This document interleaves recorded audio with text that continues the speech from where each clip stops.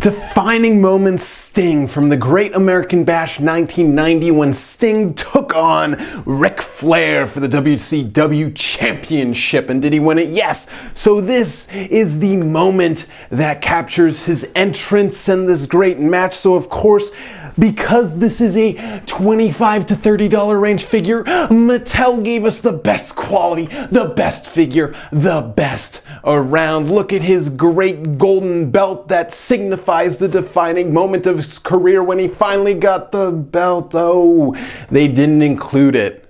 Classic. So what did they include to make this worth more than a regular Elite? I paid $25.99 for mine. So for $6 more than a regular Elite, I got the packaging, I guess. This jacket I could totally see released in the regular line. So this is a ripoff, is what I'm saying right off the bat. Here's the back of the box. It has a description. Here's the side. They chose the absolute worst picture for Sting right there. What is he doing? Going, duh, right?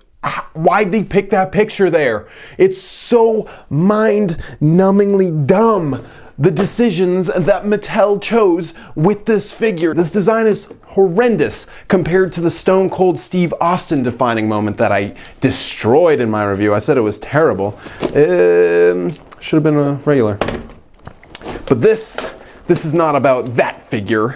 This is about this figure. And this figure is terrible. I posted like a 10-minute long video talking about how bad the Defining Moments line is. And this figure just totally continues the trend of horrible Defining Moments figures. So let's check this out. Yo, before I hopscotch into this review, check out this little post that Bill from Mattel posted on the Wrestling Figures forum about why we got this piece of poodoo jacket instead of a nice cloth one, something that would make it seem like it was worth the extra money for the Defining Moments. Basically what he says, for safety reasons and whatnot, and basically said if he had to change the design to make it work as fabric, people would hate it, and people would hate it this way. Basically, he said haters gonna hate. So check out this figure. Right away, comparing this to an actual image from the match, you can totally see that Mattel definitely needs to update their bodies.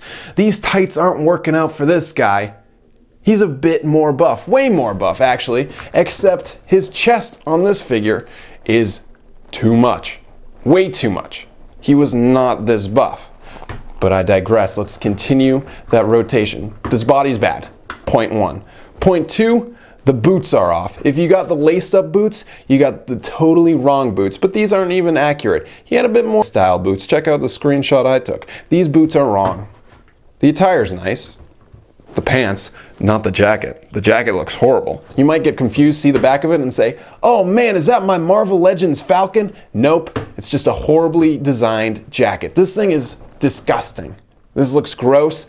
These tassels, terrible. I don't know why he thought this was a good idea. They're all attached together. He looks like the kid from A Christmas Story wearing his winter jacket. He can't move his arms. It's so dumb.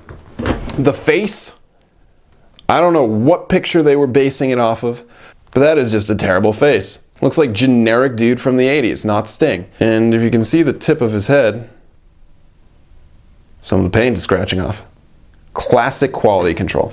And I just want to know that this jacket, even though it is a bit more accurate than the fabric one would have been, doesn't really look that good, personally.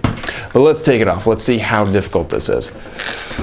This is why I dislike plastic coats, because they're so difficult to take off. All right.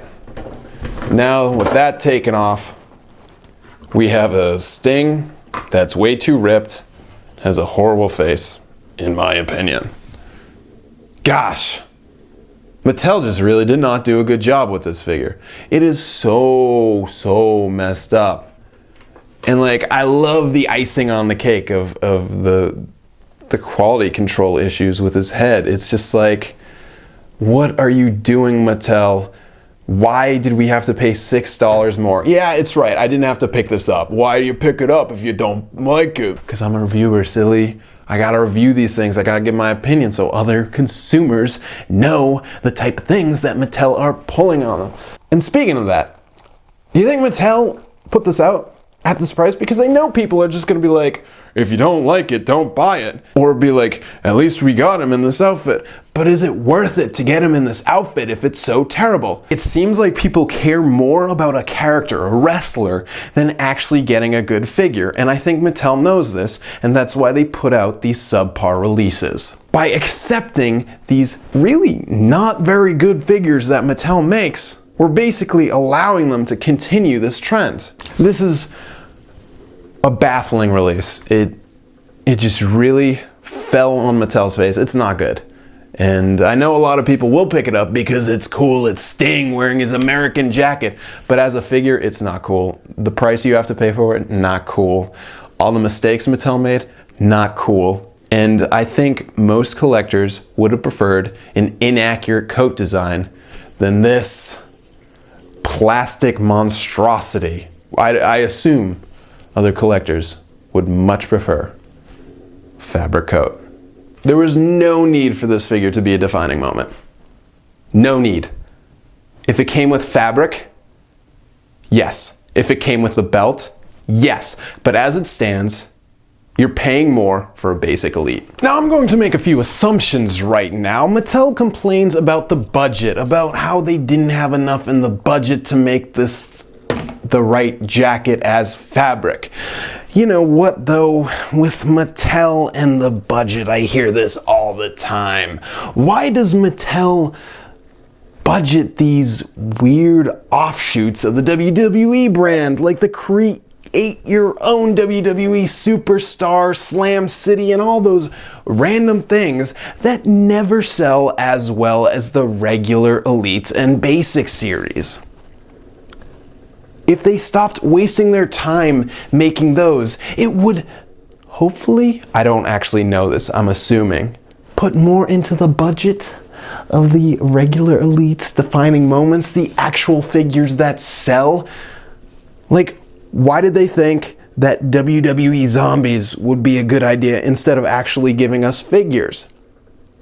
Are WWE Zombies more important than NWO Hogan? Why wasn't that figure released as soon as possible? Why instead were they spending the time and the money to create Slam City and create a wrestler? When it comes to the budget, Mattel needs to start prioritizing. But yo, I know a lot of the comments are going to be like, F you, Tommy, screw you. And I know it's definitely easier to insult someone than see their point of view. But if you disagree with me, instead of insulting me, tell me why you think this figure is good. Do you really like the detail that is in this coat? Do you think the sculpt of the coat is nice, even though it's a horrible piece of plastic? And yeah, I can kind of see that. Like, it's nice until I get to that, and it's kind of gross. But let me know in the comments. Let's have an actual civil discussion instead of insults, as there are usually. So this is Tommy, and you know what I say at the end of every video. Cut.